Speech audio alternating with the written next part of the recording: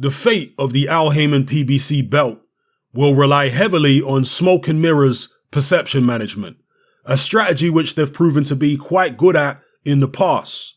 For example, since we can't sign all the best talent, we must attempt to manipulate the public into believing that the fighters who are with rival promoters are either trash or irrelevant. This will be used to justify protecting our champions from these fighters. We will downplay and dismiss the achievements of rival fighters at every opportunity, irrespective of the fact that they may have achieved far more than our own fighters. We will exaggerate the status of our own contenders, irrespective of how weak their resumes are, in order to trick the public into believing that this is the best challenge available for our champion. When a rival fighter loses, we will be quick to use this as further justification for our champion avoiding him, and take credit for his defeat irrespective of the fact that our champion wasn't the one to inflict it. In addition to this, the PBC fighters themselves must be kept in the dark about career-high offers to face rival champions, and or brainwashed into believing that turning down such offers is best for their career in the long run. These are the tricks and tactics of psychological manipulation which PBC must successfully employ in order for their in-house championship to work. They are trying to emulate the UFC model, but as Boxing Beats and Rhymes pointed out in one of his recent videos, the UFC didn't have any serious competition when they first started out, and they had the pick of all the best MMA talent. But PBC, on the other hand, have got lots of very serious competition to contend with, and they don't have all the best boxing talent. Most of the world's best fighters are with rival promotional groups and networks.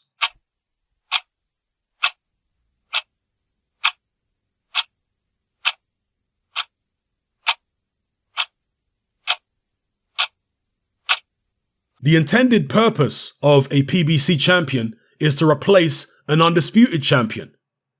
But if an IBF or WBA champion who's signed to a rival promoter beat the PBC champion, that would diminish the legitimacy of the PBC belt. So what do? You simply have all your PBC title fights in-house, so your champions will only ever defend their belt against fellow PBC fighters.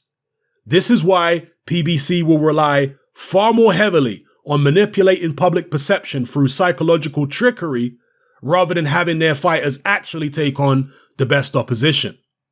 It will be primarily and necessarily based on smoke and mirrors, far more so than anything real. Join me on Patreon.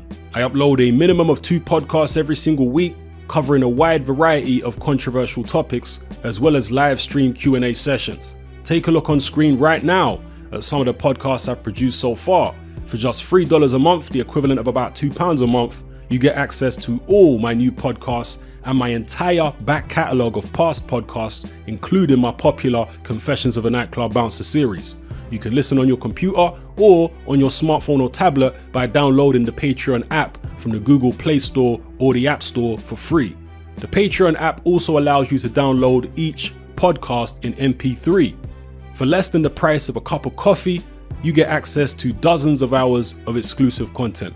It's easy to sign up, there's no contract, and you can cancel at any time. So come and join our community of free and critical thinkers by signing up with me here on Patreon today.